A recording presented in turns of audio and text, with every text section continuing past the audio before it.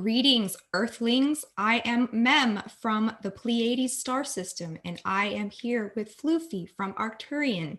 And we have come to tell you about the imminent demise of your species if you do not heed our warning. Beep, beep, boop, boop. Meep, meep. This is a joke, but it's going to be serious very soon. And I want y'all to be prepared for things coming from out of this world, from a different dimension, from the ether, from other planes.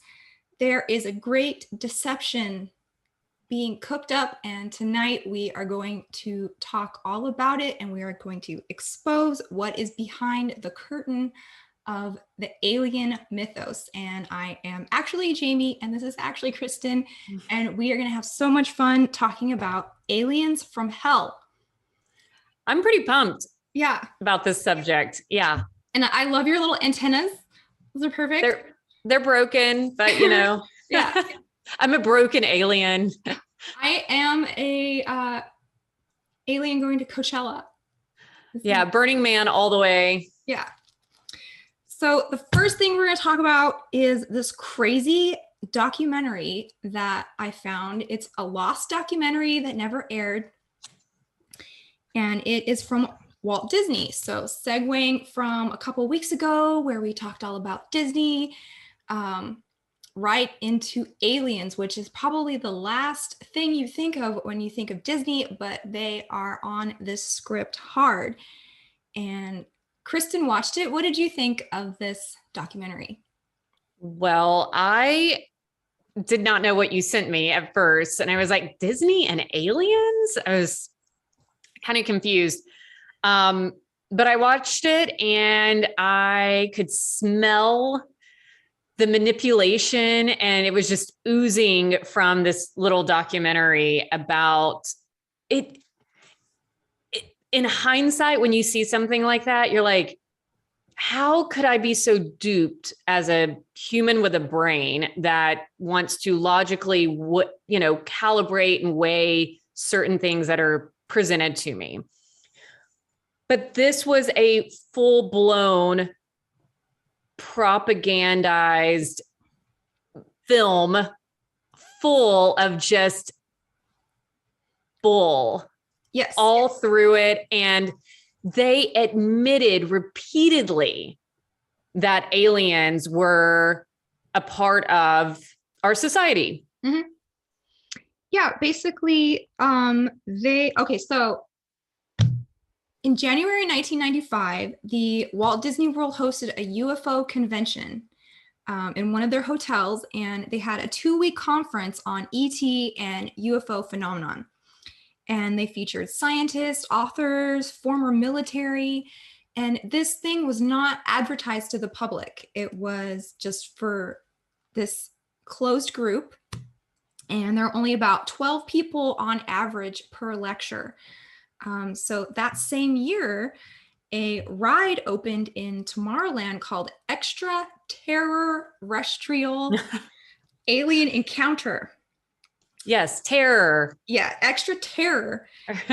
And this was based on the Ridley Scott Alien franchise. So you've seen Alien, right?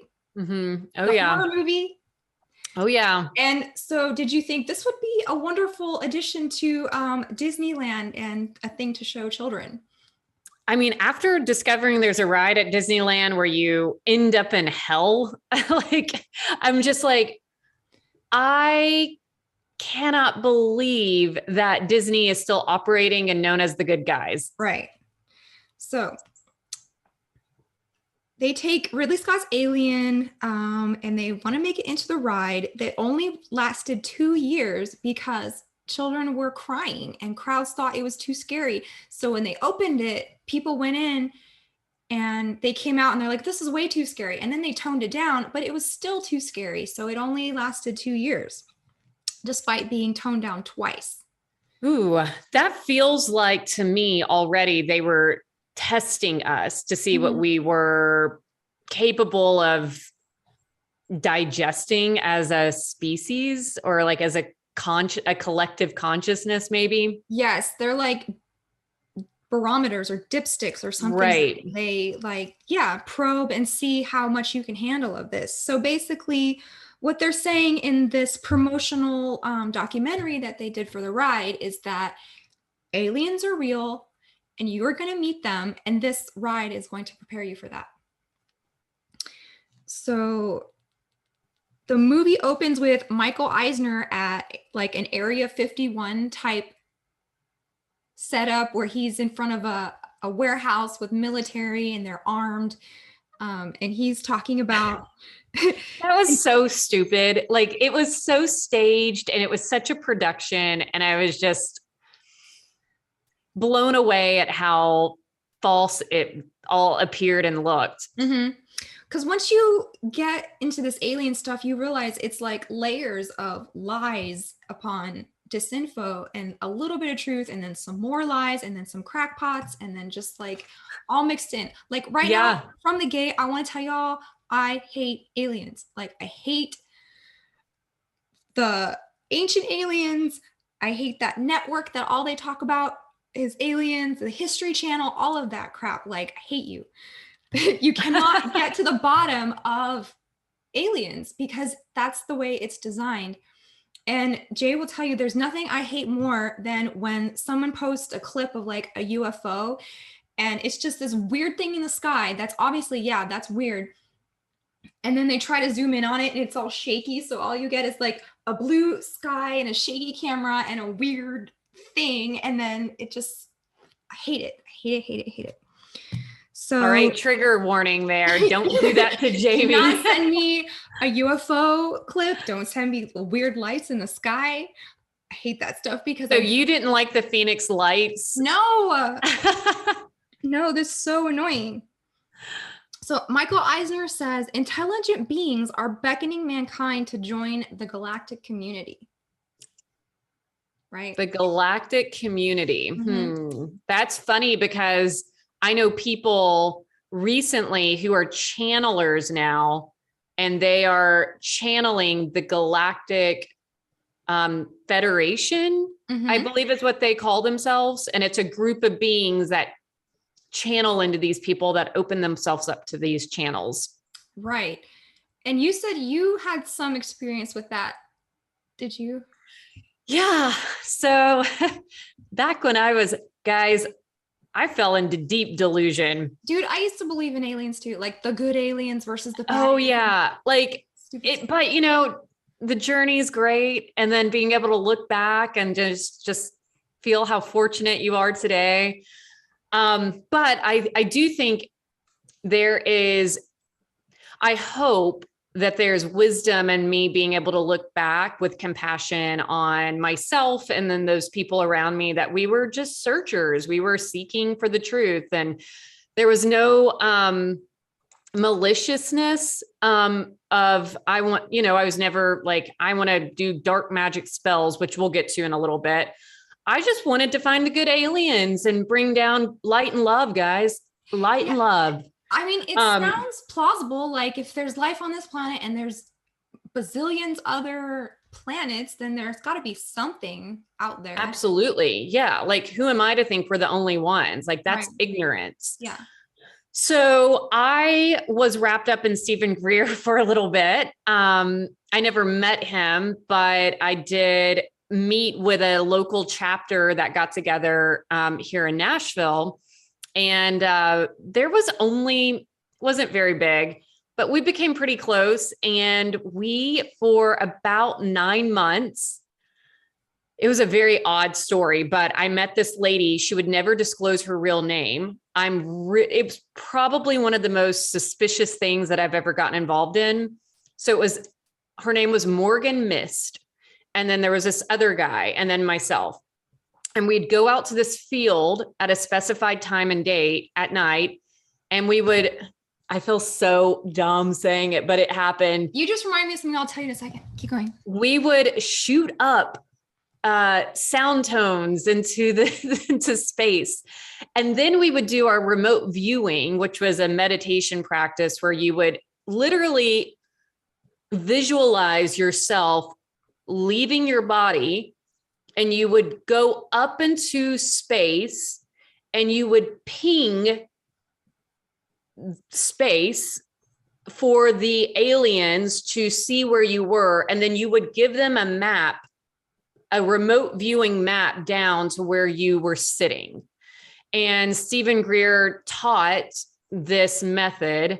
And the lady that we would meet with was really, really into it. So I would just show up and she would have all the equipment. And now I look back and I'm like, was she a government like spy, or like, what was she? Long story short, I did a lot of weird things with these people. I was doing, can you figure out what's in the bucket without seeing what's in the bucket, through meditation, and lots of those things those worked. It was like I was given the ability to see inside of a covered bucket. Mm-hmm. Definitely embarking into a lot of dark things, but being naive about it. And then life got busy. I didn't want to go sit in the cold and ping aliens down to me. Morgan Miss got really upset because my devotion was not enough. And then I never heard from this lady again. So my interactions with all that just kind of dwindled away, and I let it go. And I had a lot of guilt because I was like, this lady really invested a lot into me and the sky. And, but it just naturally went away. And thank God I was like covered or, let out of that. Mm-hmm. That's interesting that you mentioned remote viewing, because we're going to get there in a second when we talk about Mirage Men. Yes. But I actually, when I was living on the school bus and we got invited to this place called E-Seti Ranch. Oh yeah. In Washington, where they are at the base of a mountain. It's not Mount Hood, it's Mount something else, but it's in Washington.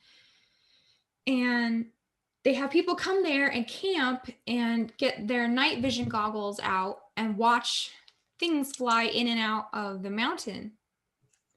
And they also have past life stuff, regression there. They have like Bigfoot sightings. Oh, wow. They do all of it. Yeah. But the funny thing was, I was always too tired at the end of the day to stay up past dark, because it was summertime, so it doesn't get dark till like 9. And it's cold, like you said, and I don't want to sit outside in a stupid folding chair and look through binoculars at tiny little lights. And I want to be inside where it's warm and go to sleep or whatever, because we were traveling a lot, so you just get so tired. But I never stayed up to look through the goggles because it was just too exhausting. And that's kind of like how much weird stuff was in my life at that time, that was just another thing. You know what I mean? Yeah. It wasn't something like, oh, I'm excited to see the aliens. I was just like, oh man, I'm going to go to bed, you guys. You can watch them. I don't want to watch them. Yeah. I read, doing research for all this, which was so much fun, that Stephen Greer would take his groups, because you could pay to go on these excursions with him. And then, because he's the master of remote viewing, and he's got this relationship with one alien that's super cute and sweet. And it's like a little blue orb that follows him around. This is true. That you were more likely to see a sighting, or you were more likely to have an experience with a multidimensional being, is what they'd call them. Mm-hmm. If you were with him. So people pay a lot of money to go see, on these excursions. And one of the podcasts I ran across was like, oh yeah, he would totally plant flares to go off. And he had a team that would coordinate satellite, their coordinates, like when they would fly over with the flares. So it would confuse the people, because it's easy to spot a satellite in the sky. Mm-hmm. You're like, oh, I see how it's moving and tracking, and it's on a path, it's on an orbital path. But, if you throw a flare into it and they're already emotional about it and they want to see something, they're what's that called? They're releasing their ability to see things logically. There's a word for this. I can't remember it. Suspended disbelief or something. Yeah, like suspension of your, yeah, exactly. That's what I'm trying to say. Yeah. So before you keep going, I just want to make a point that this alien stuff is going to replace traditional religion. That's the point of it. So belief, faith, beings from the heavens, all of this is wrapped up in replacing the original story from Genesis with engineer aliens that seeded the earth with panspermia. Seeded the earth with panspermia. Panspermia is like the idea that, you know, sprinkling life on other planets and then coming back to check up on it. Yes. Right. Oh, yeah. Well, I'm going to let you lead and then I'm just going to talk because, man, I have a lot to say. Okay. So moving on, in the Disney documentary, so it's hosted by Robert Ulrich, and he starts off saying officials have been documenting UFOs for 50 years, and this show will prepare you for the future. Remember that one? Yeah. Yes. So they mention a federally funded report from the Brookings Institute from 1960 about the impact of the discovery of intelligent life in space. And they concluded that it would destroy the status quo in society and civilization might topple if faced with a race of superior beings. So this is what they're thinking in 1960. If we roll out the alien stuff now, then everyone's going to lose their mind. So we have to put it in the pop culture so that people get used to it. And this is the plot of the book Childhood's End, which we're going to talk about in a second. Did you have anything to say about that? The first thing that popped in my mind is when they rolled out Mick and Morty. Do you remember that? Mm-hmm. I'm trying to think if it like coincides timeline with the rollout of this, because You mean Mork and Mindy? Mork and Mindy, that's it. Oh yeah. I'm going to see when that came out because, you know, it's premiere. It's so, okay. So this Mork and Mindy came out in September 1978. So when did this one come out? This report came out in 1960 about extraterrestrial life. But you can just tell, like, they're rolling out and they're conditioning us to not be so scared. Perfect. But then there was the whole alien abduction scene, which we'll get into in a little bit. But I feel like that in itself was also conditioning us to be open to the idea of like, there are aliens and we can like them and we can also be fearful of them. Right, because there's good ones and bad ones. So there's friendly aliens and there's the bad aliens that help the Illuminati, and all of this mushed up in a ball that people swallow the whole thing. And that's what really annoys me, and that's what we're going to talk about tonight when we talk about Mirage Men. So, okay, so in the 60s, people weren't ready for it, but not to worry, because they say Disney Imagineers have designed a way to prepare humans for their inevitable alien encounter. And they keep saying this. They keep saying, you are going to meet aliens one day. They say Washington, D.C. is a cosmic crossroads, and the atomic bomb was man's calling card announcing to the universe that a technological society had evolved on Earth. So this is something that is part of the narrative, is like when we reach a certain level of consciousness or technological advancement, then the aliens have to come in and interfere because we're not ready for the technologies that we've created, right? Right. Yeah. And that's another storyline that happens all the time is, why did we have so many alien sightings in one big chunk? And we have maybe answers to that, but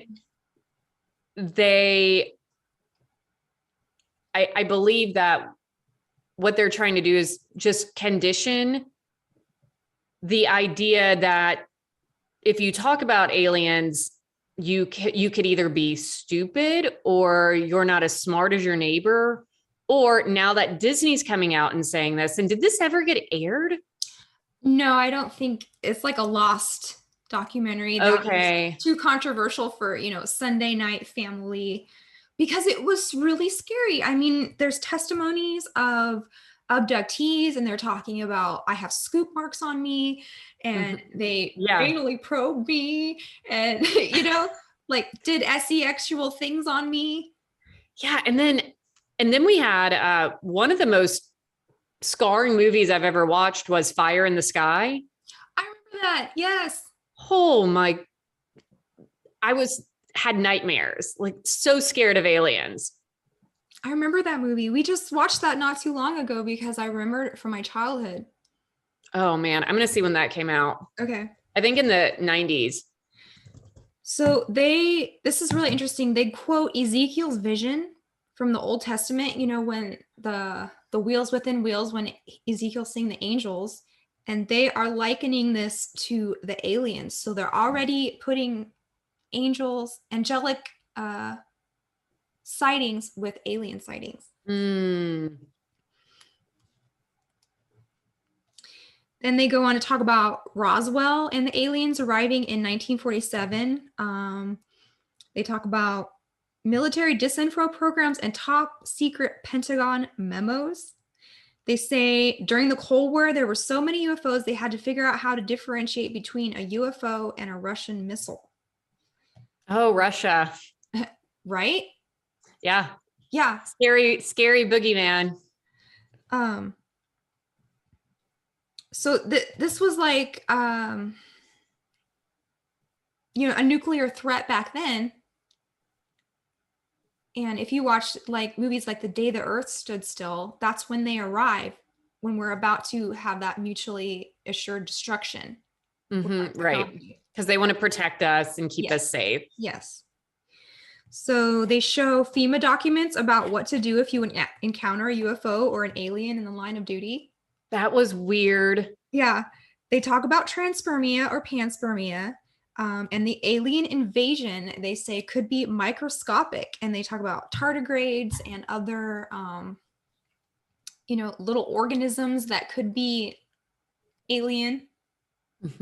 Like pod people, you breathe it in. Or, you can't see it and then it transforms you. Yep. So then they get into the abduction stories and the biological experiments. I mean, this is not for kids. And I'm surprised. I mean, I'm not surprised that it didn't air because this was like in the 90s, but they've got victims recalling their first abductions.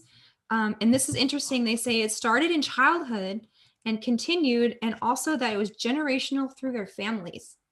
So certain people were marked for experimentation and they were followed their whole lives and their children also. And then they get their classic UFO author researcher guy, a guy named Bud Hopkins, who wrote a book called Intruders. So he's your like Whitley Strieber character, your alien expert. Swoops in at the end to just wrap it all up. He swooped in at the end of the documentary to validate everything that's being said. Some credibility. But he's like a National Enquirer type character, right? Yes. And he is claiming that the aliens need DNA. And then the abductees talk about the reptilians and how they are sexually aggressive. They talk about the praying mantises are mean. They got their classic gray and the bug aliens, and the children are asking if the aliens hurt you also. So, yeah, I remember going down that path of like, let me classify. I like to classify things. It makes it real in my brain. And I went through the classification of aliens at one point. So this was one of those things where I feel it would trigger that in people to I know nothing about this. I need to learn. Mm-hmm. Teach me everything since I'm a blank slate and I know nothing. And then you're just open for whatever information they tell you. So they've confused you so much. Mm-hmm. It's almost like a magic show, or, you know, a fantastical new world that opens up with all these different characters. You know, you got your reptilians from Alpha Draconis, you got your nice people from the Pleiades, you got your Nordics, you got your Greys, you got your Mantises, you got your. Do you remember that guy Stuart Swordlow? Did Mm-mm. you ever read his stuff? I read his books back in the day. Goofy stuff like every species on Earth has its alien counterpart that seeded itself here. So, like, there's giant butterfly people walking around. You know what I mean? Oh, It's like crazy stuff. just visualizing that is like made my night. Giant butterfly people Yeah. walking around.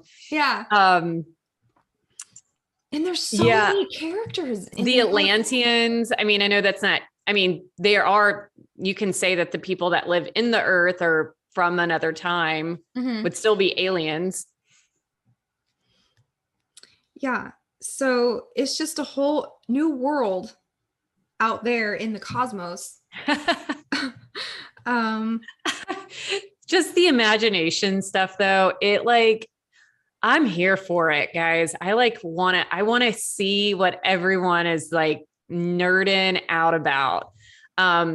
Probably not a good thing. But it's so dumb. It's so dumb. I used to, okay, we met these guys at a UFO conference, and he was like, I'm a time traveler and I'm going to be president in the year so and so. And I was like, oh, that's neat. He's like, I've time traveled and seen myself as a president. And I said, well, when you're the president, can I be the intergalactic ambassador to the aliens from Earth? And he's like, of course you can, you know? Of course, like, yes. I got it.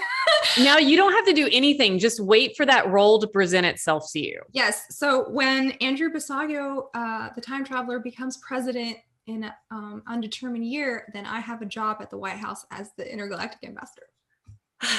Big things in store for you, Jamie. Yes. Yeah. So the documentary is all about promoting this ride, right? The scary extraterrestrial ride. And they describe the ride as a possible scenario that helps acclimate the public to their inevitable alien encounter. This is weird. It's based on a dubious corporation called the XS Technologies, which is modeled after the Wayland Corporation from the movie Alien. Mm. So, you know how every ride has its little story, you know, like Space Mountain has its Star Wars thing, and there's a story that goes along with it as you're going through the line and everything. So this is the story of that ride. This interstellar corporate conglomerate, which develops a vast amount of advanced technologies, is now on Earth to present tech from XS to seize the future. So they've made it to Earth to sell us technology and teach the secrets of, quote, a brave new world. So, yeah, there's some Huxley. Yes. For you. And then this is so weird. The closing sentiment talks about creatures from above and below. And he says, planet Earth has always been a laboratory for alien life forms, which can drop in from space or slowly mutate into bizarre fleshy organisms at our feet. So here it gives the doctrine of panspermia again, which goes very well with the theory of evolution and also eugenics. Oh, yeah, I never thought about eugenics in that. Yeah. We're going to get to that in 1 second. So is there anything else you wanted to say about that Disney movie? It was the first thing I watched. And so I feel it was a great introduction because I am obsessed with the Babalon working. So I spent way too much time there. Okay, good. So this one was great. But I don't have a whole lot to say about it. I figured you would because Disney is like your jam. Yeah. So what the point of that is just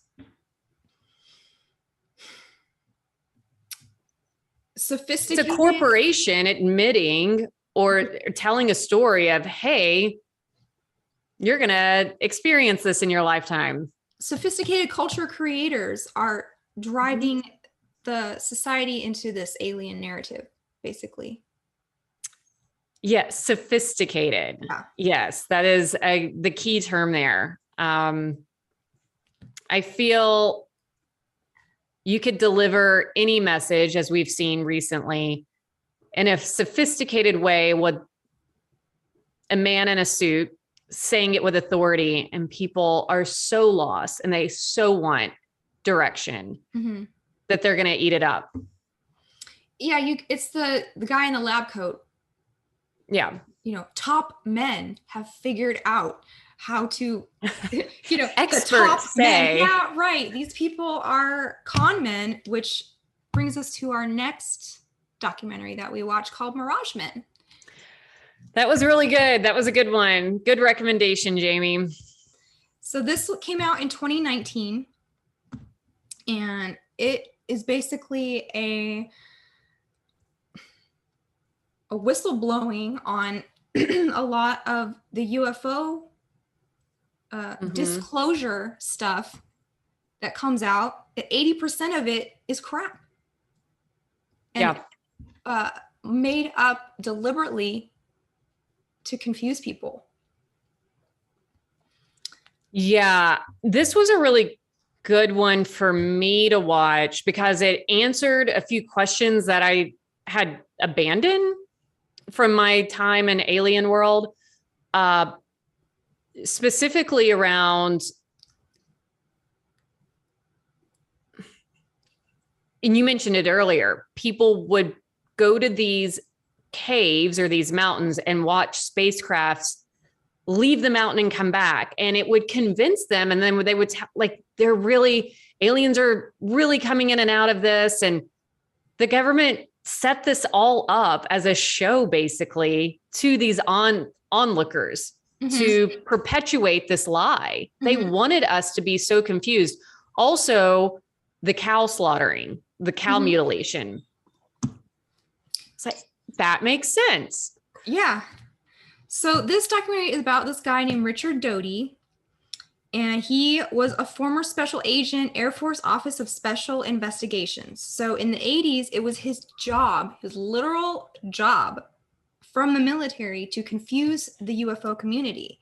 So he would go and he would find gullible people and people who had collected data about strange activity at military bases, which was true. There is weird stuff going on at military base. Right? Right. And he would take them in confidence and tell them about UFOs and top secrets. So they had this example of this guy named Paul Benowitz, and he was recording all of this activity by the Air Force Base at his house. And he's like, this is so weird. And they're like, so this guy's recording all this stuff anyways. We want you to go to him, say, look, we're going to give you the real story, but you can't tell anybody. And then they would just give him lies because he would go tell people. And then so that lies disseminate everywhere. They actually took him to the Dulce base and showed him props. Yeah.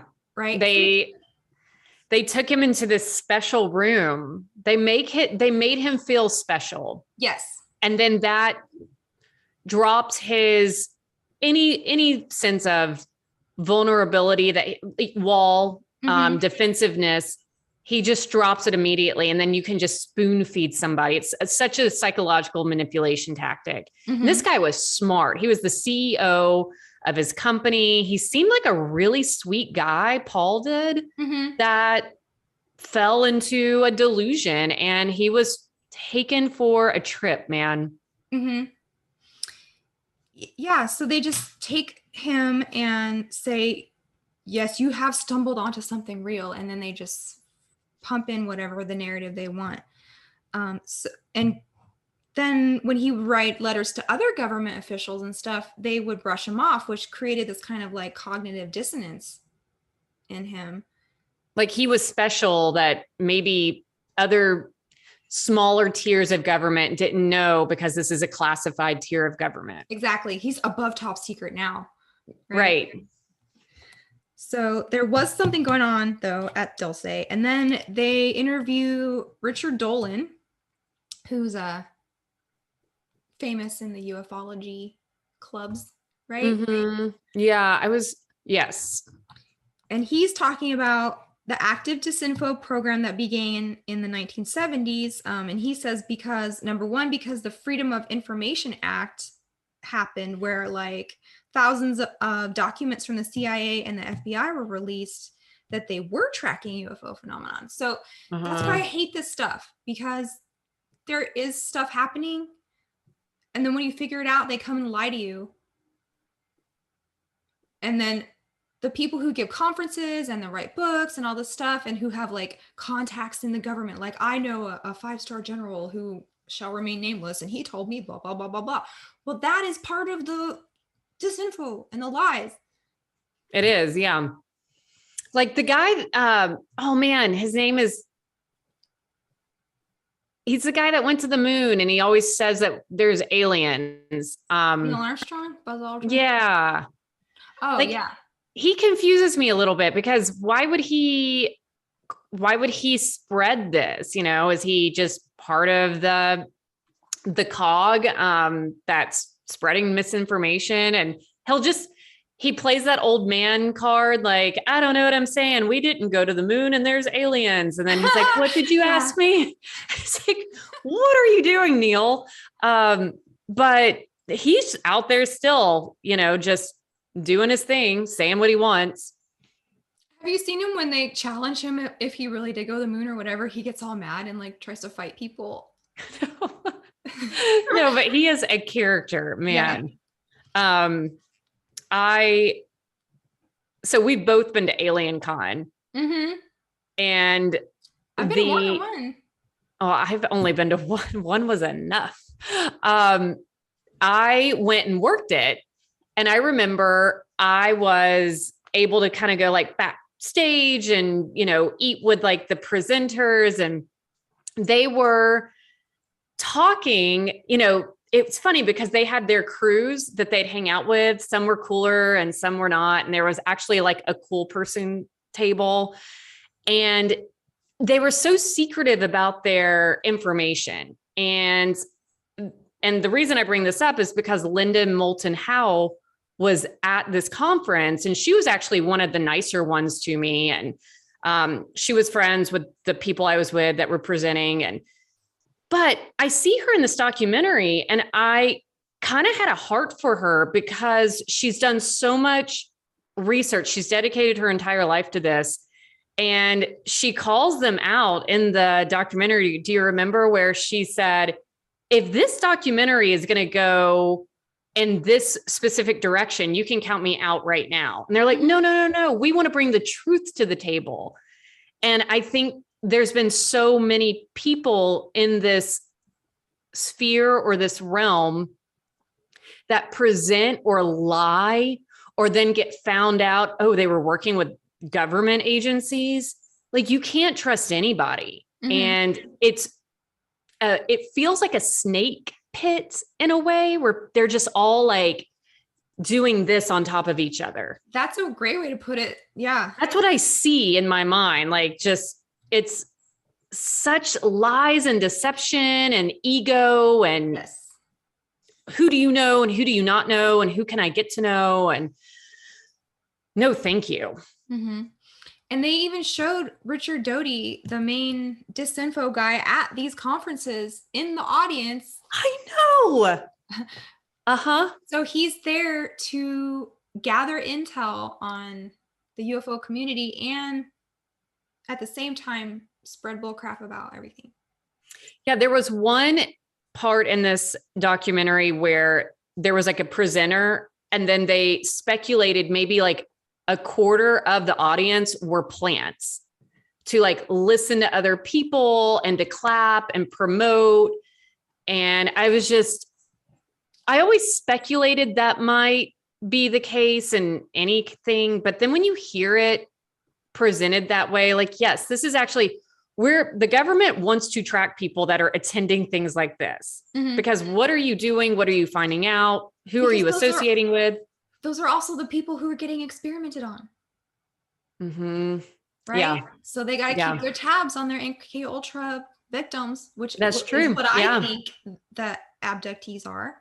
I think they are put on drugs somehow and then taken somewhere and done things to them, and they think it's aliens because of LSD or whatever other drug they've been put on. Mm-hmm. That's just my personal. Yeah. The abduction, the scarring, that is a weird one for me because I've heard so many different people talk about it. Um, could it be multidimensional coming through? Yep. Maybe that makes the most sense to me. But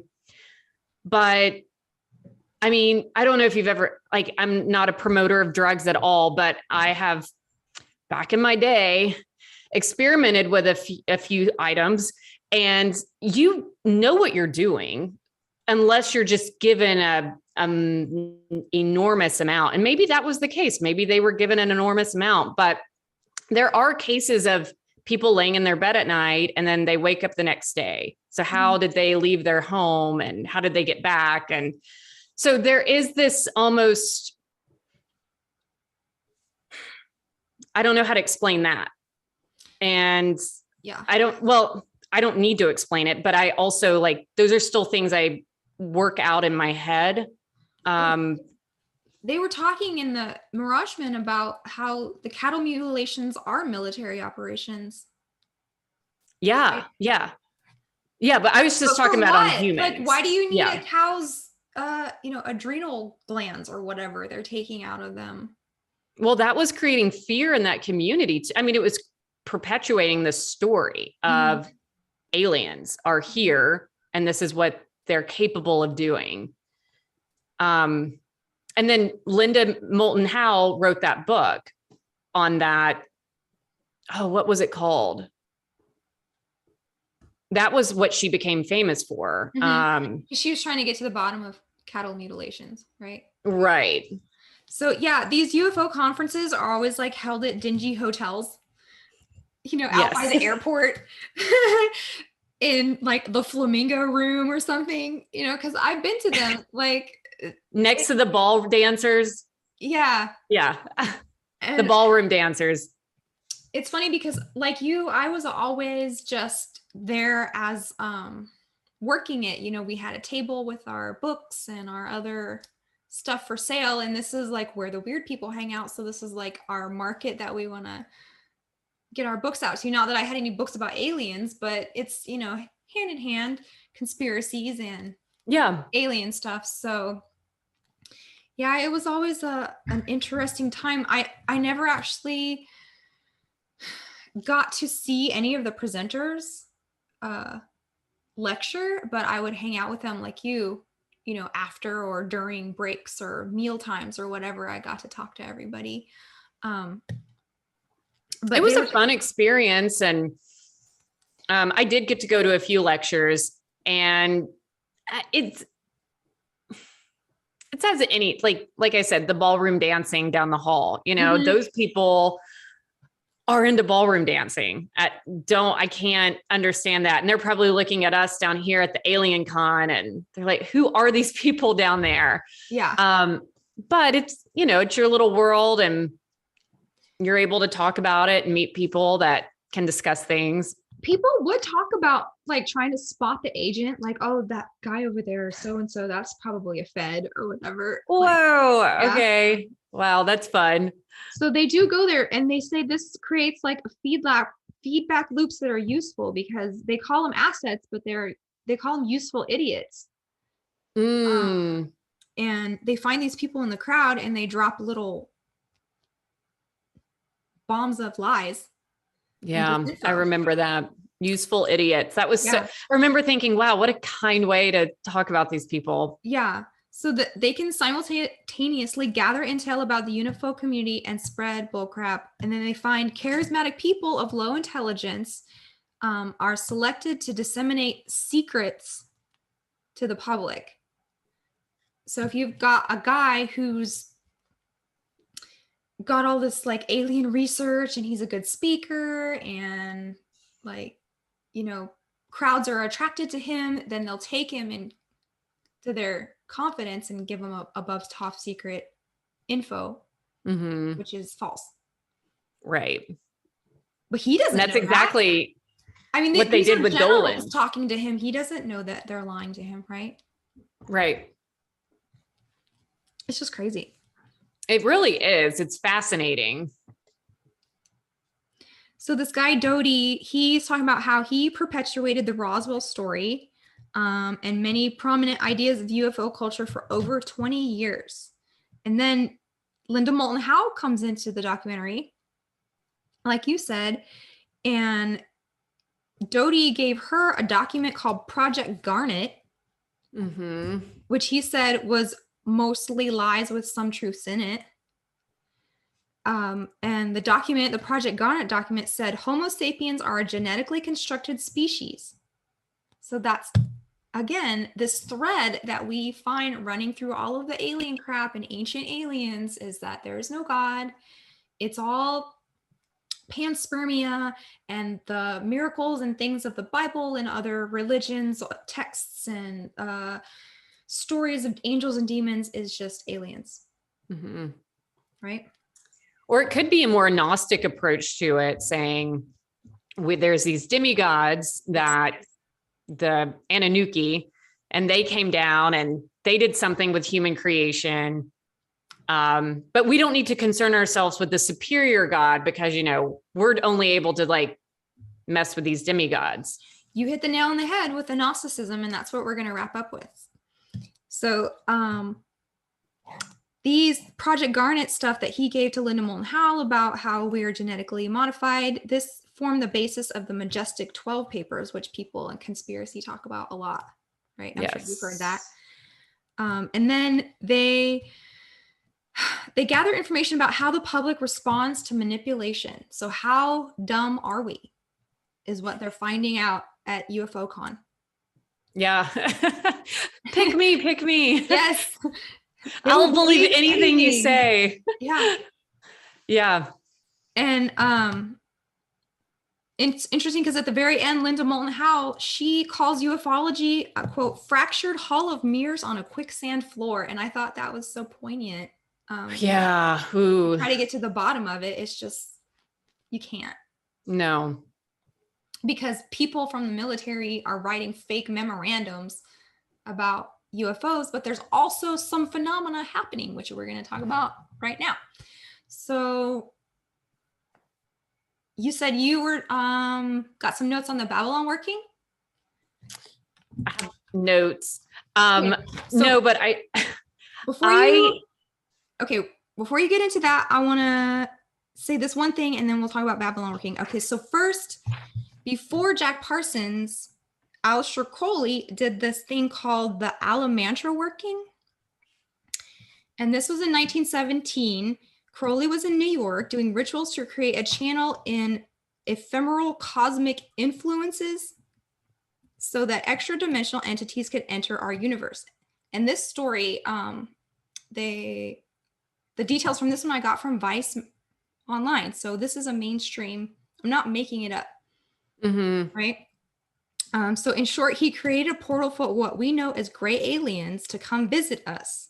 He made contact with a being known as Lam and drew his portrait. And this is Lam. Oh, I can't. Oh, there you go.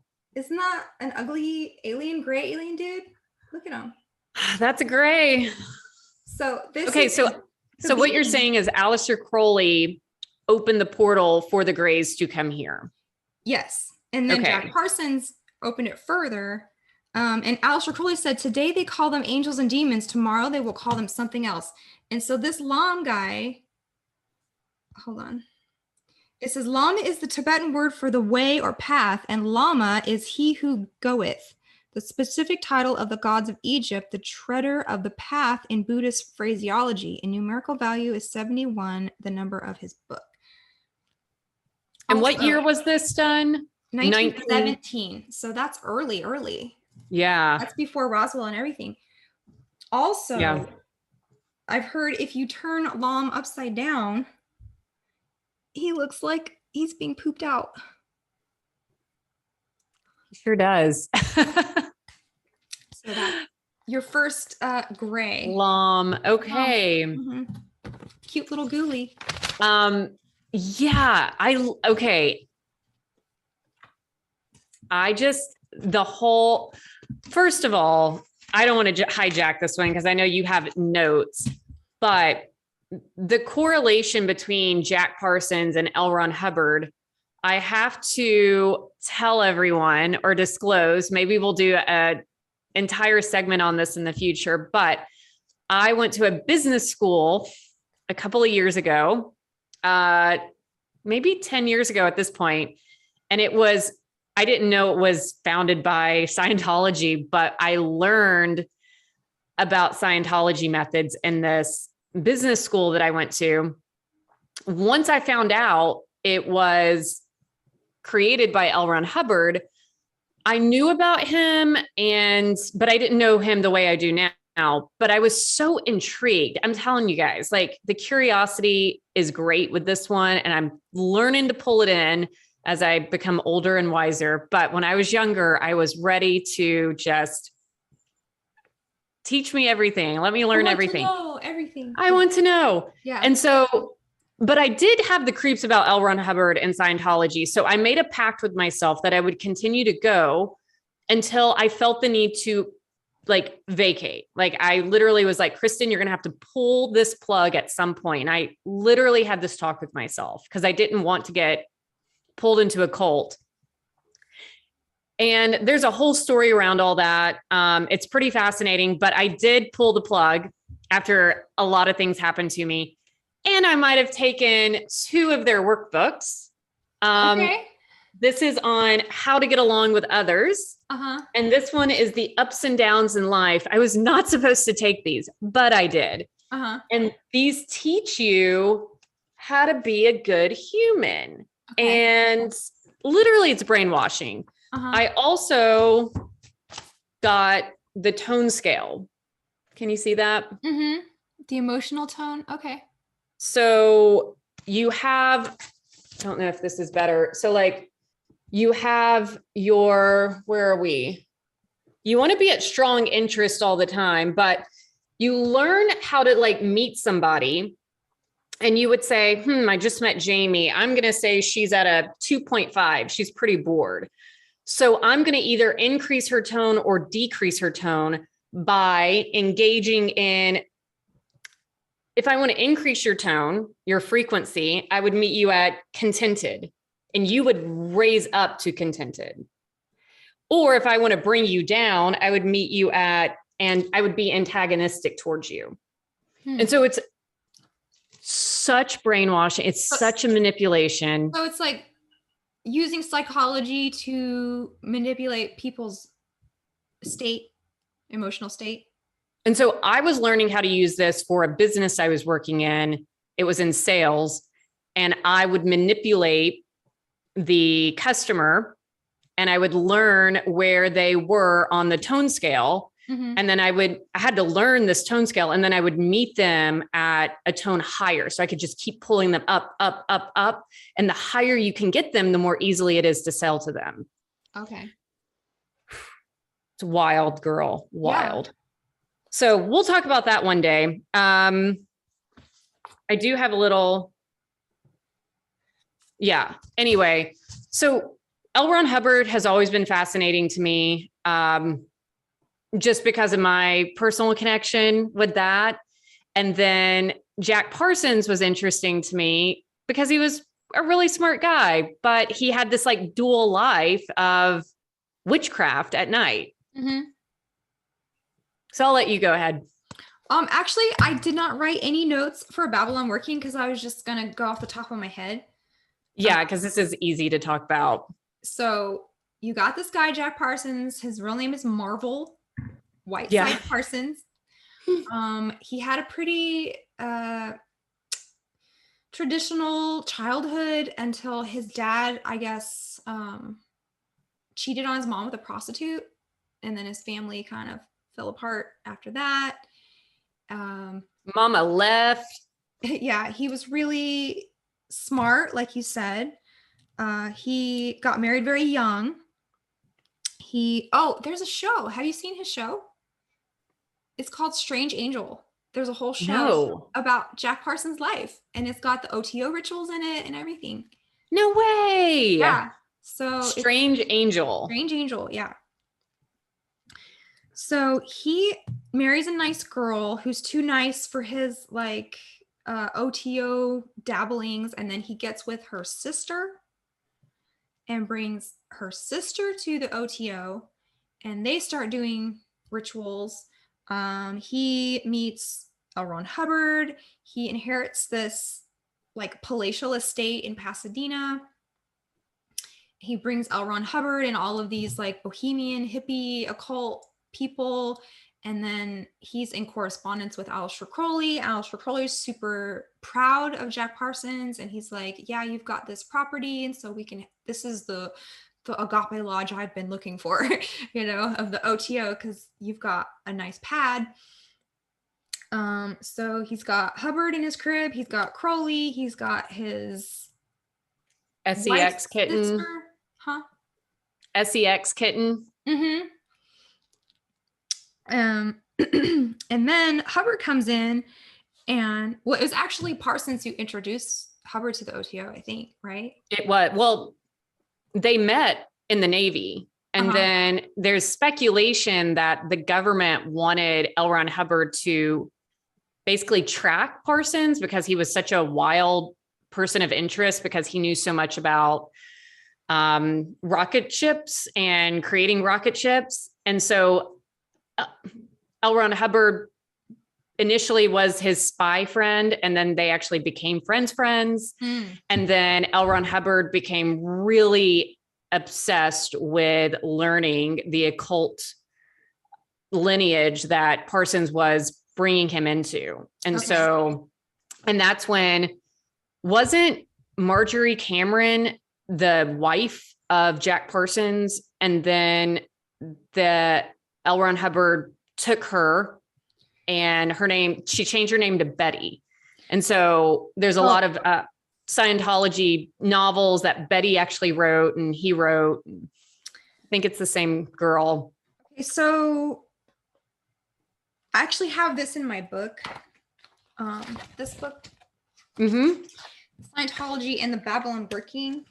And what I have is that Sarah Northrup was his wife's sister, and he called her Betty. Oh, okay. And then Hubbard stole her from him.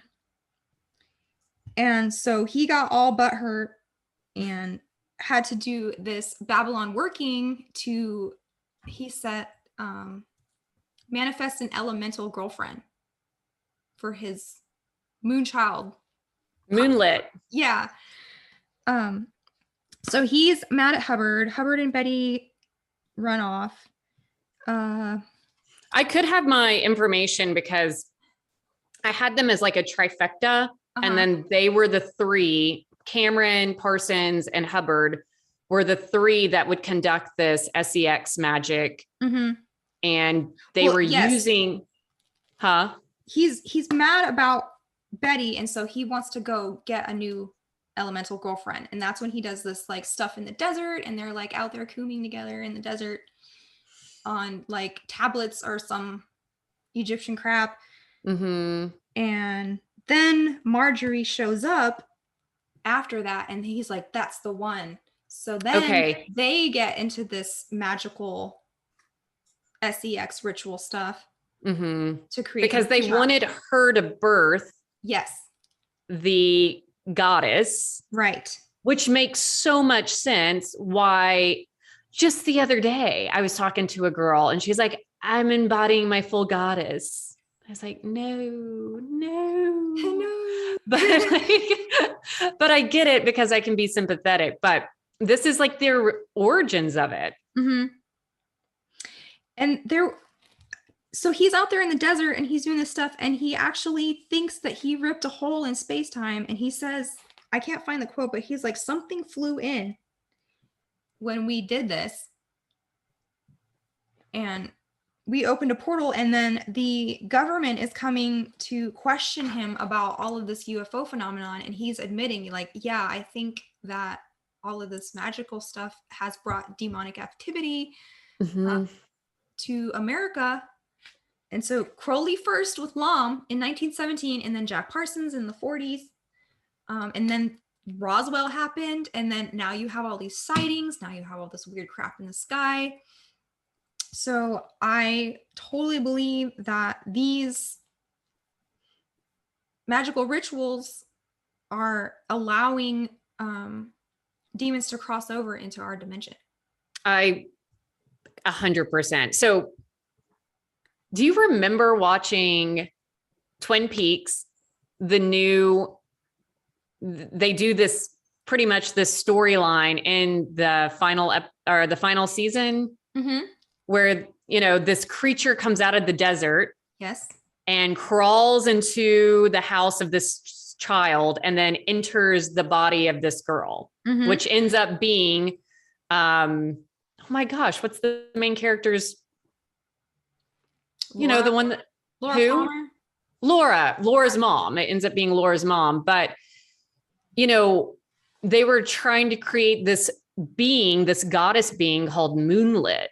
And I couldn't find anything about Moonlit, but it makes it, and they always would talk about, this isn't in the physical, this is in the spiritual realm. So they knew they were dealing in the spiritual realm, but they opened up something in time and space that allows us to see it in the physical or experience it in the physical. That makes sense. Because this goes hand in hand with the atomic tests they were doing. Right. In the OTO, nuclear power is regarded as a form of diabolic consciousness, a literal demonic energy. So in the OTO doctrine,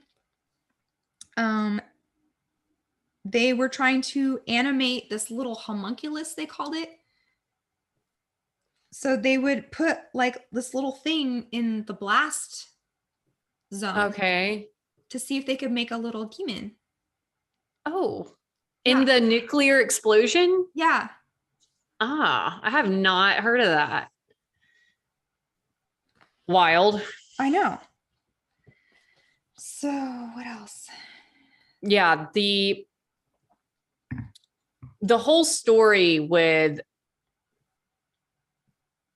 L. Ron Hubbard and, well, the whole Aleister Crowley story and him being kind of their mentor and teaching them, him summoning. Okay, so I know him and Jack Parsons both tried to summon Satan into their bedrooms. And I think it was Aleister Crowley that called it a fearful cosmic experience, and he would never do it again. But I think he obviously was part of that. We're going to do a whole show about Scientology itself, because I think it's really rich with pop culture also, and like Hollywood stuff. Well, it's supposedly there was this download that Parsons and L. Ron Hubbard were fighting for between the spirit magic realm, and L. Ron Hubbard received it, and that's where Dianetics comes from. Oh, that makes sense. And so that's where he wrote the book Dianetics, and it was like a bestseller, and how to become clear. Yeah. The modern science of mental health, he called it. And he has his own alien mythos in Scientology. He sure does. Right? Yes. The Thetans and all that. Okay, let's save that for next time, because I want to get onto this documentary I watched. But okay, so Parsons opened a portal, and then he had an accident in the lab where he was shaking some mercury and he blew himself up. So in magic, if you open a thing, the only person who can close the thing is the person who opened it. So he's no longer around to fix this problem. And the government is getting involved because of all of this strange phenomenon. And this reminds me of freaking Ghostbusters. You remember the first Ghostbusters? When they're doing that ritual and I'm the keymaster and I'm the gatekeeper and their union opens the portal for all the ghosts to come in. Was that what the film with Sigourney Weaver, and then she births this creature? Mm-hmm. Okay, so that was like what they were trying to say, is it was a parallel of what Parsons did in the desert with the female. And then they ushered in the goddess, the Babylonian scarlet woman figure. Yes. And that is tale is told to us in Ghostbusters through her. She's in the red. She's giving birth to a creature. Yeah. So Babalon, blah, blah, blah, blah. Oh yeah. One of the things they saw, and this kind of helped me figure out what they were going to do with Katy Perry in the Super Bowl. You remember when she did the Super Bowl and she came out on a lion with flames? No. Yeah. Okay. So you have to look that up. Okay. So this, in my opinion, was an homage to what they saw when one time they were doing a ceremony and they were scrying in the ether. They saw Babalon on like a great cat-like beast. It says, a savage and beautiful woman riding naked on a great cat-like beast. They thought it must be Babalon incarnate. And these rituals drew largely upon the Enochian magical system by John Dee and Edward Kelly. Wow. Yeah, so Katy Perry was the Scarlet Woman that year at the Super Bowl on the great cat-like beast. And that leads me to what we're going to talk about, her music video real fast. You want to do that? Yeah, let's go for it. Okay. Had you seen this before? I knew the song. I had never watched the video. What did you think? I was shooketh. Like, I had chills all over my body. I'm glad that I had not watched it before. And I'm also glad to know it's 11 years old, because I can look at it from a different timestamp in reality, and then where we are today. And then that little Easter egg I found in the video that I sent to you. So tell us about it. Okay. So everyone immediately pause this and go watch this video. It is Katy Perry featuring the awesome raps by Kanye West that Jamie loves. She was texting me and saying she loved them. Kanye West is the best musician of our time. Lyric genius. You will be amazed. So in our day and age now, with what we know, when you watch this video, you immediately start seeing the symbolism. And then you want to look up the lyrics, because you're hearing what looks like a gray in a beautiful dress swirling around her and the ethers in the middle of space, asking, am I an angel? Am I a demon? And the lyrics are so telling, but one of the, you're so hypnotizing. So we're going to be hypnotized as a culture by these alien beings. And then could you be the devil? Could you be the angel? And then literally, was listening to it and I would just write down things like different DNA, literally says that in the song. Different DNA. Right. Hit it. Futuristic Jamie. lover.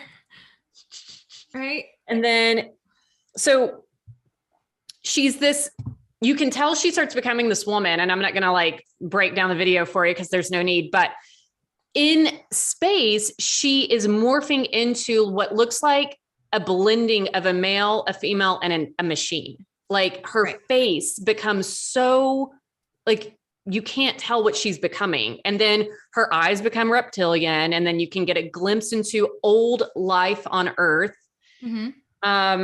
Then she comes down to Earth. She becomes this beautiful woman.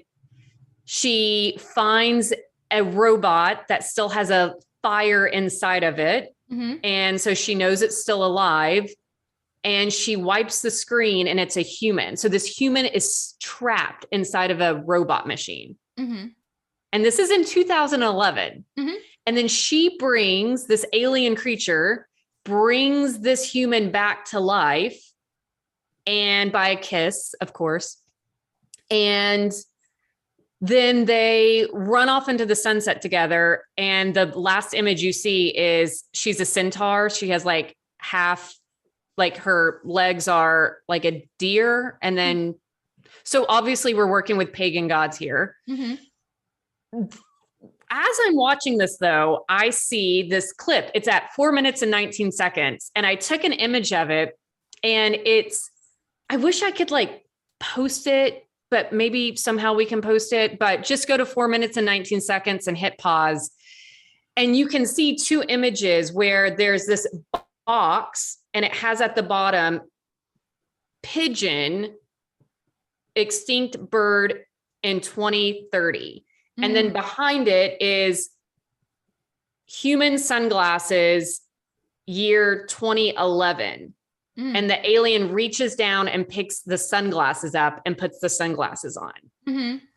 So it was just a very eerie to see the bird with 2030 on it, and the world is in complete shambles. Yeah, it's like destroyed, post-apocalyptic. Completely destroyed. Yeah. And humans are stuck in their alien or in their machine bodies. Right. So it's like the merging of aliens from outer space, human and machine. It's like human and machine merging, and then the aliens come rescue us from that. Okay. Do you remember Kanye's rap? Like he's like, I want to bathe my ape in your Milky Way. That's kind of like 2001-ish, because they're talking about, like cavemen who are brought a leap in technology, which is the black monolith in 2001, and that advances them to their next step in evolution. So Kanye is talking about apes in their Milky Way and the fusion of like alien and monkey to make a man. Okay. Right? Wow. Yeah. Do you have those lyrics pulled up? I do. Read them more because they're really stupid. Do you want me to read them? Yeah. I want to bathe my ape in your Milky Way. Do you want? Well, okay. So the Kanye lyrics are not in here though. Oh, okay. So her lyrics though are interesting because one of them says, they say be afraid. Okay. So yeah, that's cool. So I'll say, this is the first part. You're so hypnotizing. Could you be the devil? Could you be an angel? Your touch, magnetizing. I feel like Ben Shapiro when he was reading WAP. Do you remember that? Okay, I'm going to do it like Ben Shapiro. Okay. Your touch, magnetizing, feels like I am floating, leaves my body glowing. They say, be afraid. You're not like the others. Futuristic lover, different DNA. They don't understand you. You're from a whole nother world, a different dimension. You open my eyes and I'm ready to go. Lead me to the light. Yep. Into the light. That's into the light. And then there's obviously the chorus. And then it goes into, boy, you're an alien. Your touch so foreign. It's supernatural, extraterrestrial. Every move is magic, a different dimension. You open my eyes. I'm ready to go. Lead me into the light. I want to be your victim, ready for abduction. I mean, it's bananas. Want to be your victim. Fill me with your poison. Yep. Boy. I'm just like, alien. Yeah. It's gross. It is so gross. It is gross, and it's submitting to demons in a sex way. Yeah. Right.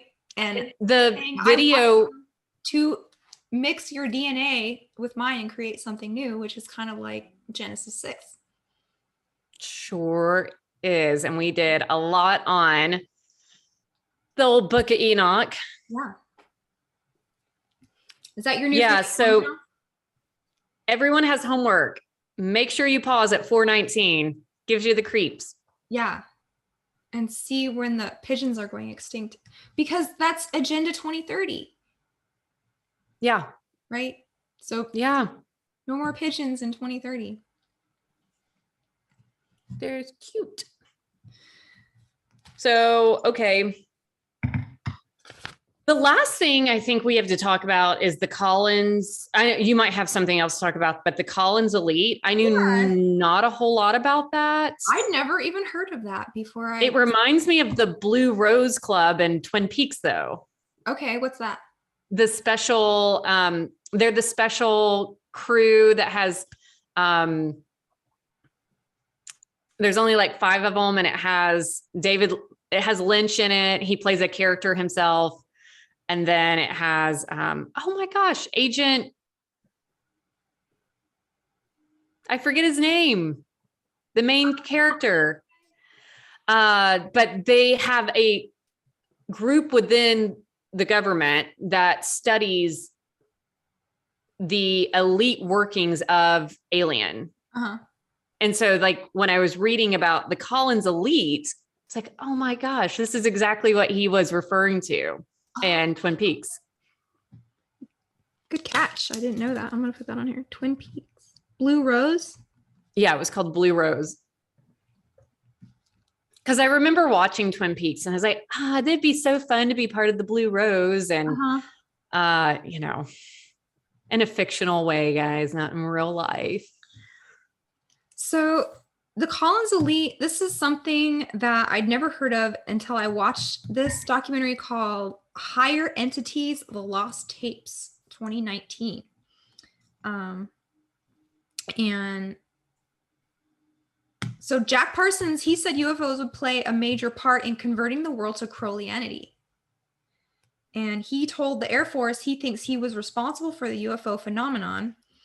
And in Higher Entities, they've got this guy named Ray Boucher, who was a theologian and priest pastor and a Department of Defense contact and the president of MUFON of Nebraska.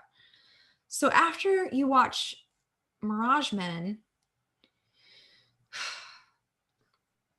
and then Katy Perry's video.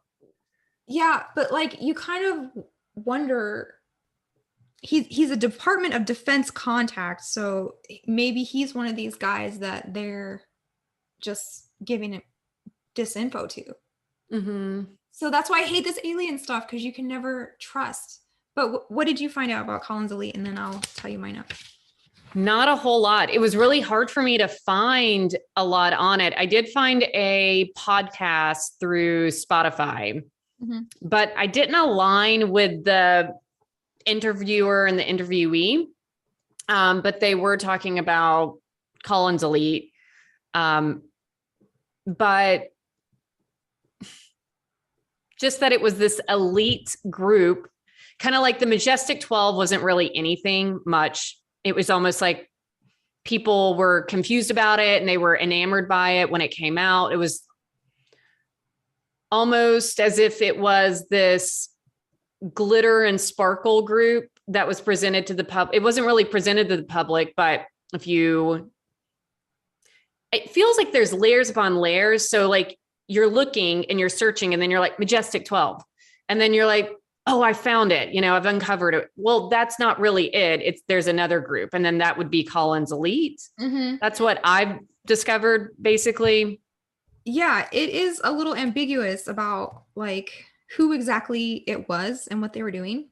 Mm-hmm. So introduction to Collins Elite. In 1954, they say, this is how the story goes. President Eisenhower disappeared for an evening and no one knows where he went. The official story was that he was rushed to the dentist, but the legend goes he was actually taken to Holloman Air Force Base in New Mexico, where he met with the aliens to make a treaty between them and the US government for the exchange of biological resources, which is like animals and people, in exchange for advanced technology. And this is actually the plot of American Horror Story season 10. Oh, I can't watch that stuff. Yeah.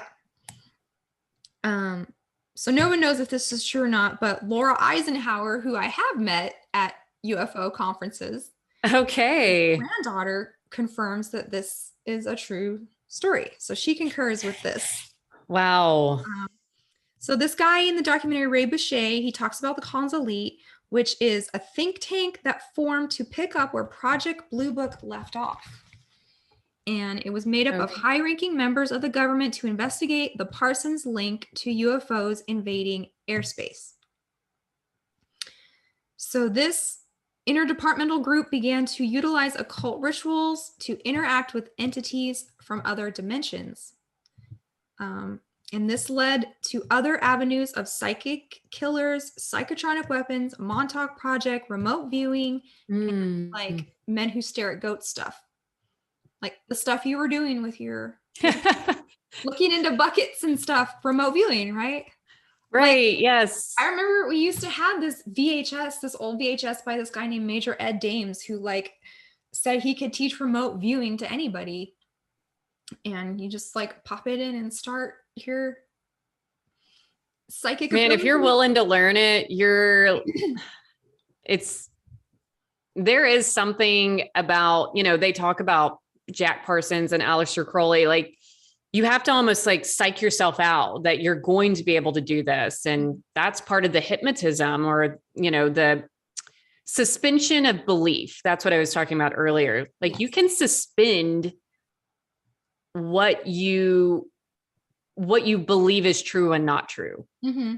And then when something's presented to you that's not explainable, like, well, I've suspended my belief in whatever I had before. So, okay, this is part of my new narrative now. Mm-hmm. That's a good point. So because of the satanic nature of the magic rituals that they were investigating, some of the researchers opposed the practices. And that was like the group within the group. Okay. They concluded that the entities they were communicating with telepathically were soul-sucking demons, and our only hope was to go back under the law of Moses to stop an interdimensional plague. What? And they recommended that America become a forced Christian theocracy to hold off a demonic invasion.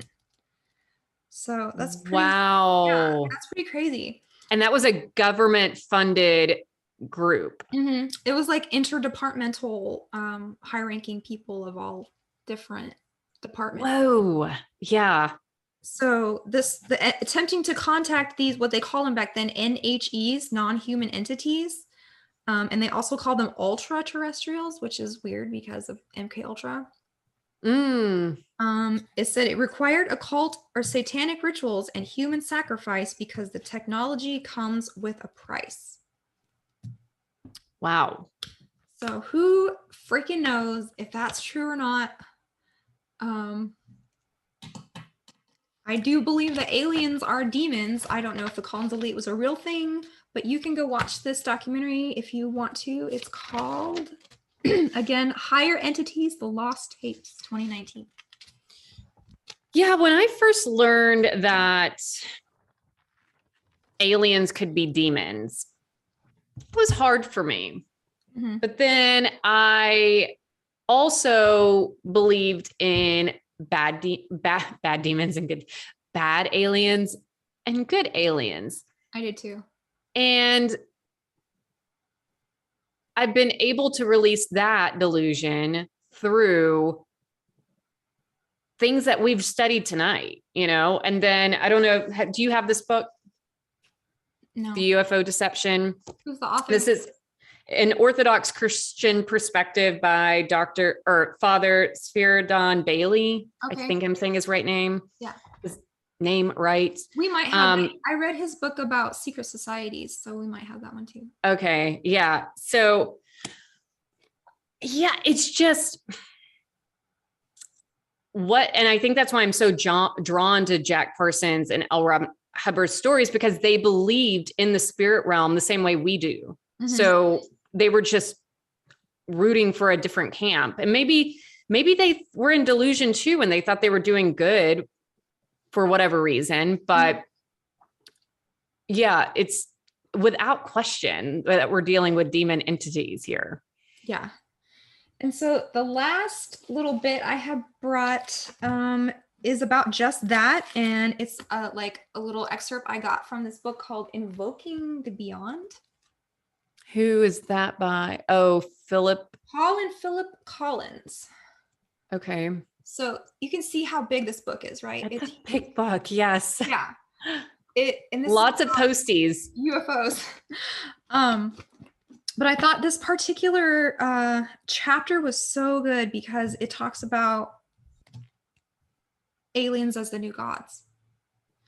So it starts out with, Dean Koontz, the science fiction writer. Mm-hmm.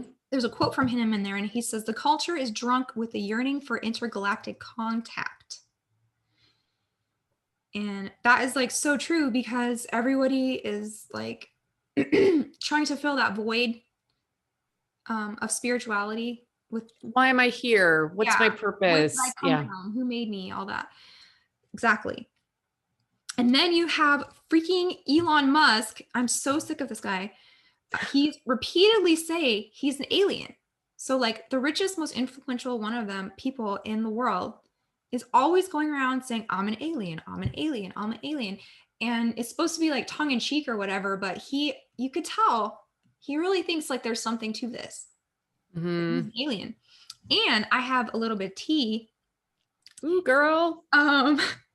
In 2018, rapper Azalea Banks spent the weekend with Elon Musk and Grimes at his house in LA. Grimes gives me the creeps. And she's got alien aesthetic also going. Yeah. So Azalea Banks goes to Elon Musk's house to work with Grimes on her album in LA. And so they're supposed to be collaborating, but apparently the time was ruined because Elon had been on Twitter while on acid and made trouble for his company, which was supposed to be going public. She also claimed that she, quote, didn't come to LA to have some effing alien orgy and some other crazy shit. So this poor little rapper girl is mixed up with Grimes and Elon Musk and goes out there and thinks they're going to make music, but wow, yeah, weird alien sex stuff. So back to Invoking Beyond. And I want to say, okay, just for the record, I think that part of the planned alien invasion is going to be people waking up to their alienness. Like they're going to start identifying as alien, and they're going to be a new class of people. Like I'm from planet Arcturian? Yeah, like I'm Arcturian. You'll remember that I'm actually an intergalactic princess or whatever. And wow, I never thought of that actually becoming an identity. Yes, and so yes, this mass formation psychosis, a lot of people are going to buy into this, like, I'm actually an alien.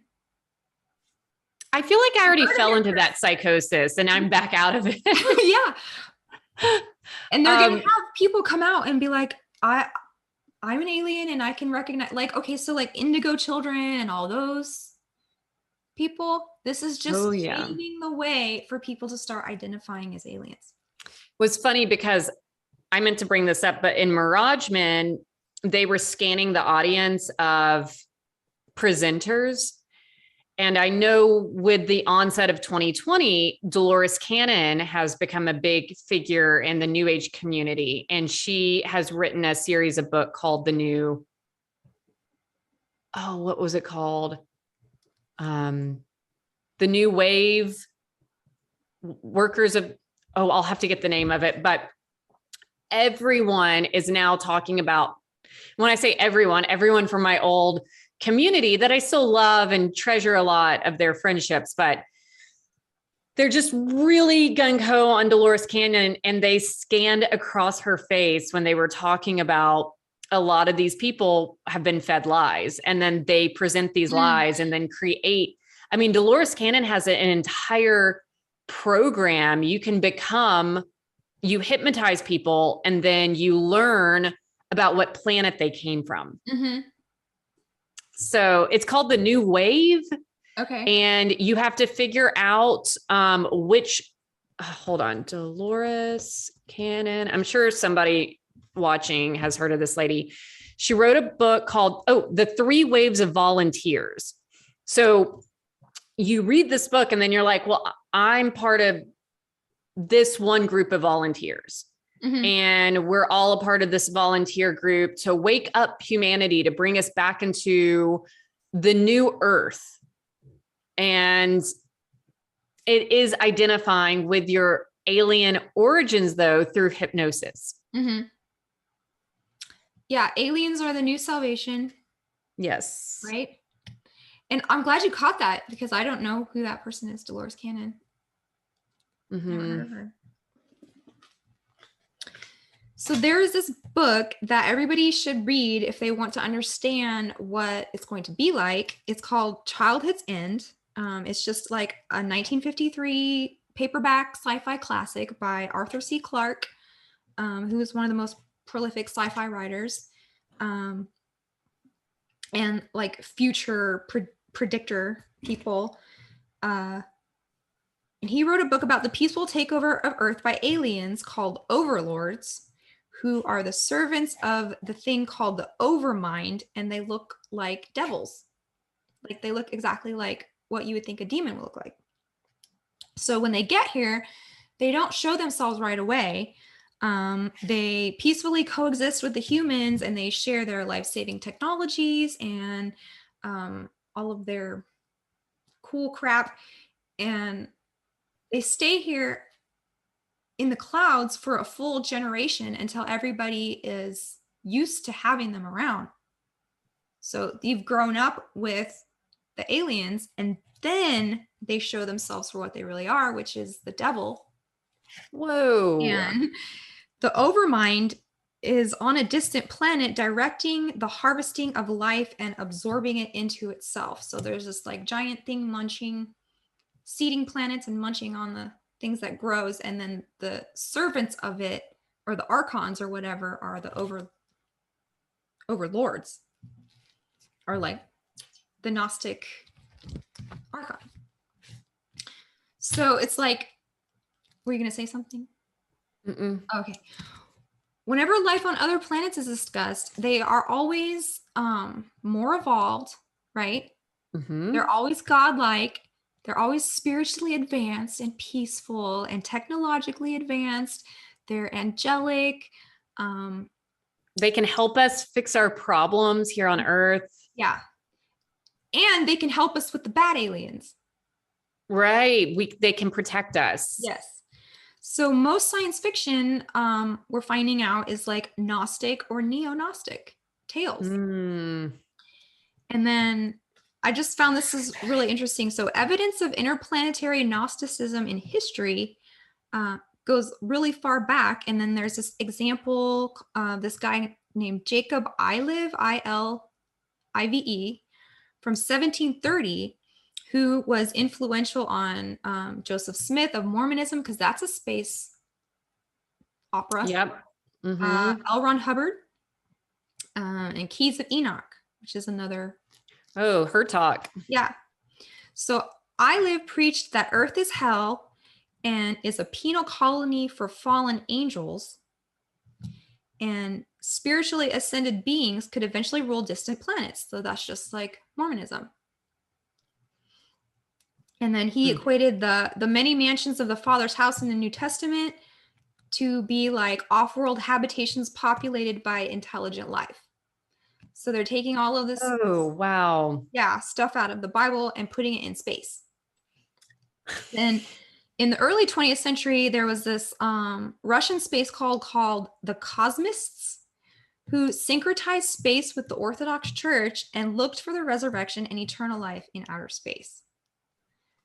So this is physical materialism is, that's it. Yeah. So everything from spirituality can be found in the beyond. We just haven't reached it yet. Right? We just have to get there in a spaceship. And there's a reason why these stupid rockets and like, was it Jeff Bezos who made that PP rocket that like, yeah. The recent one. Yeah. There's a reason. And Jack Parsons was obsessed with the phallus too. And that's why the rockets are shaped the way they are. I didn't realize Crowley was bi. Mm-hmm. Well, he was everything. He was like bi, top, bottom, all of that, anything. Yeah, he was. Yes. I was reading about him, and one of his first love, sorry, I just went on a tangent, but like one of his first love interests was a man who dressed in drag, and he was so scared for his peers to find out about this interest of his. There's a story about him and one of his little acolytes, Victor Neuber or whatever, and him like totally destroying this guy. But that's for another time. Oh. Yikes. What was I going to say? Oh, yeah, the rockets and the phallic. And so they would do rituals to Pan before rocket launches. And like, this isn't just a weird guy in a basement. I mean, he is Jet Propulsion's laboratories. He works at Caltech. He's fuel is what allowed the rockets to go into orbit or whatever. I don't believe they're going into space, but to get up there, yeah. He's got a crater on the dark side of the moon named after him. Yeah, I did read that. It's like a little tongue in cheek there with the government, because they want us to not know who Jack Parsons is, but they still give little credits to his moving us forward and where we are today. And the symbology is the penetration of the atmosphere by the male phallus with the rocket. Right? He would say Io Pan, which is the hidden god of the Lima. We'll talk about Pan in another show. Yeah, that's a whole like demonology kept coming up a lot. And have you heard of the Often team? That was something that was presented. I don't know enough to talk about it. I made super quick notes, but about human souls being harvested. And the Often team was this team that they were part of the government, but they would bring in these fortune tellers or these psychics to try to understand who they were connecting with. And then they got deeply into demonology. And that is where they met Aleister Crowley. So I need to do more research about it, but it's Often. And they named it that way because they would often get so close to answers, is from what I read. Isn't she cute? She just makes an appearance. Came. Oh, hi. I said, waking up, say hi. So yeah, I just wrote it down because it looked interesting to learn about. Okay. Yeah, I wrote it down too. Okay. But then you think about, okay, the government's learning about demonology, but we know this is something like that King Solomon did in the Old Testament. And then the Freemasons know about the structure of the temple. I mean, it just all is so rooted in the Bible and into Old Testament. And it's hard. Like one day I was talking to a mutual friend, and, it's getting to the point where it's like, if somebody's not awake to this stuff, you feel sad and you want to wake them up. But if they've not been tracking for so long, how do you get them to start tracking it? because there's so much history and there's so much information out there. I have a piece of artwork coming too. And once that goes up, she's not going to be allowed to be up there. So that's going to be interesting. Yeah. She's like the centerpiece. She's my mantelpiece. But yeah, it's very much there in government lineage and historical papers and just not modern common day talk. I'm always trying to find common ground or avenues where I can introduce this stuff to people. And some people, there's just not even a little crack in the door that you can even shove stuff under it. So it's like, what? Yeah. No. Unless, I guess Star Trek. That's something everyone knows about. So the Star Trek franchise was born out of channeling sessions with the Nine. Okay. The 9 Egyptian gods. Oh. And so this makes heaven, hell, life, death, resurrection, and eternal life all issues to be managed in space and not here. Then you've got the movie Jupiter Ascending from 2015 by the Wachowskis, which are the Matrix creators, about galactic aristocrats who seed other worlds and harvest youth serum. So that's what you're talking about. The galactic harvesting of resources, biological resource, right? Right. So that's, yeah. I'm just clearing my throat. Okay. So in this movie, Jupiter Ascending, have you seen that? I've tried to watch it twice. I don't know what it is about the first 30 minutes. I can't keep going. Right. Maybe I should just power through. But this is the mythos that we're talking about is right. Panspermia from gods or engineers or people from outer space, aliens seeded the life, and they'll be back to cull or reap or harvest at leisure, right? And so Mila Kunis is galactic royalty in this movie. She's like the queen of Earth. Okay. But she doesn't know it. She has to discover this. Oh, she has to remember. Yeah. And then, so the belief in alien gods typically gives rise to the theories of celestial bloodlines, which can easily turn into advocacies for eugenically regimented societies, right? If you're not part alien, if you have alien blood, then you're a lower caste than.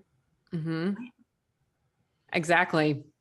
So this is a new royalty coming from the stars, right?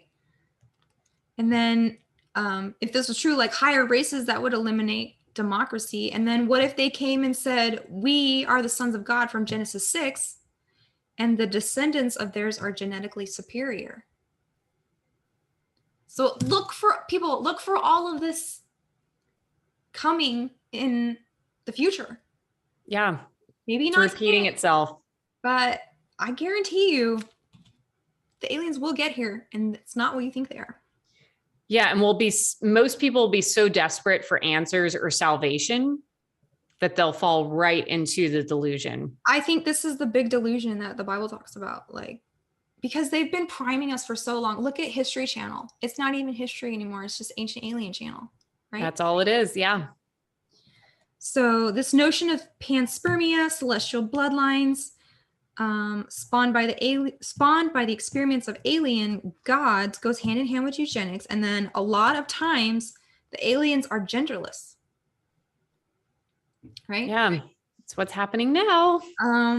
So salvation is redefined as a migration away from Earth to heaven in a physical form, which is what 2001 Space Odyssey is about. Remember that movie? Yep. So then space exploration becomes like this religious crusade. And you become a martyr. Will you be a martyr for the goodness of the human race? Yeah, that, and we have to get to outer space because it's our manifest destiny, because we have to find our creators or whatever in a rocket ship. Which they do in some episodes of the old Star Trek. And then, yeah, science fiction literature is part of their canon of scripture. And then many times like in the movie The Day That Earth Stood Still, the aliens arrive on the precipice of a catastrophe, such as a nuclear war, to stop humanity from destroying itself. And like we talked about before, one such narrative has the good aliens arriving just in time to save us from the bad aliens and the Illuminati. So if you think QAnon is stupid, then wait till the aliens get here.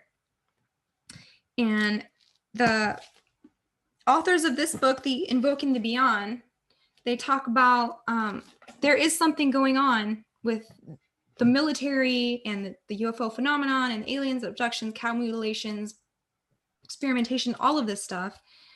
And we might not know exactly what it is, but one reason is the concealment of experimental tech, which they don't want us to know they have. Number two is the concealment of criminal activity, i.e. human trafficking, drug trafficking, gun running, and the destabilization of governments. Yeah. Right? And then the third reason is social engineering and the reconfiguration of civilization. And the big question from basically every normie out there is, but why would they do this? And if you don't have a spiritual foundation as to understanding why they would do this, then no wonder you're confused. Mm-hmm. I know people look at their actions through the lens of their own character. And I think to their demise a lot, because people, like a normal person is like kind of, good. Like they're not going to. They don't want to harm an animal or a small child. Yeah. So they project their good nature onto authority. And that's really dangerous. Very. So yeah, they don't understand why, because they're not evil and they're not like under the influence of demons. That's why you don't understand why they're doing these things. That's what a lot of things click when you realize that, there is a effort to depopulate and maim people and hurt, God's creation. That's what makes things make sense. Not that there's just people in the government who are inept or whatever. Right? Right. And that's the narrative is we're not smart enough to be that way. Like that's another rebuttal I get a lot from just, friends or family that are close that might talk to me about this stuff. They'd say, but have you seen people in government? They're not smart enough to carry stuff like this out.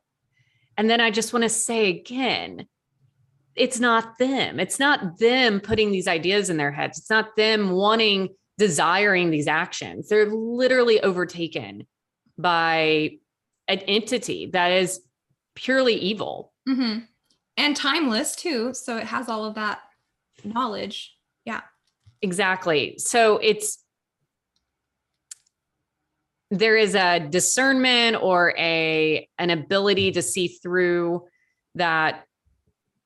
I think it does take time, and it does take the ability to kind of crack your heart open a little bit. And that purification process has to take place. Yeah. So if anything, they need to suspend their disbelief in the powers that be, or whatever. What am I trying to say? Well, not blindly choose a new savior. Yeah. Yeah. It's why are you choosing this savior over one that's been, I remember in high school, it was like, you'll never take prayer out of schools if there's tests taken, because, the kids are always like, God, help me pass this test. And so there's this idea that is as a culture, that's still our go-to. God, please intervene for me. Please help me. Please keep me protected. Mm-hmm. And that narrative is going to quickly and rapidly switch into a new savior blindly. Mm-hmm. And it's like the boiling of the water right now. It's getting hotter and hotter and hotter. And I think the alien stuff, like evolution, takes away the personal responsibility of people and their salvation and their relationship with God, because if we're all just like, alien seedlings, or if we're just evolved from goo, then nothing is right and nothing is wrong. And I don't have to worry about what I've done. It truly feels hopeless if you think about it. Yeah. I mean, I'm just a seedling. Okay, so what does that mean for my soul? Mm-hmm. Well, and then I'm sure they have people on that one network telling you what your soul is, and your soul can be recycled, and it's this and that, and you've lived 1,000 lives and all that other. I'm not going to name the network, but you know what I'm talking about. Yes, I do. So let's bring it back around. We opened with the Disney documentary For the Ride Extraterrestrial Encounters, which was based on Ridley Scott's Alien franchise, right? And the Prometheus franchise, which is Gnostic and demonic, literally. So in the Alien Prometheus franchise, humanity is the product of experiments conducted by ET engineers who are uncaring and tyrannical. And the female protagonist, Shaw, kills God by unleashing one of his own archons against him. And then you've seen Prometheus and all those, right? Mm-hmm. Yeah. So the xenomorphs and the face huggers are based on art by occultist H.R. Geiger, who was influenced by Aleister Crowley. Mm. Those like black alien, the scary thing. Mm-hmm. And his art is basically demons having sex. Yes. H.R. Geiger. And then the face huggers that penetrate your face and lay eggs down your throat is a metaphor for RAPE. They say this. Screenwriter Dan O'Bannon said he wanted to make the audience feel like they were attacked sexually, specifically the men, and play into their fear of penetration. So the whole movie, you're supposed to feel like you have been RAPED. And this is Prometheus? This is the Alien Prometheus world. Oh, what? Ew. Yeah. He said he wanted the men in the audience to cross their legs with discomfort when they watched the movie. And that's why xenomorphs have phallic heads and face huggers look like vaginas. Okay. Right? Yeah. So all the sexual imagery in Aliens is intentional. And the squeegee face hugger that looks like a vagina but penetrates you and lays eggs in you is a type of bisexual Baphomet. Oh. Because when it opens, it looks like that, and then a thing pops out and like puts eggs down your throat. So it's both.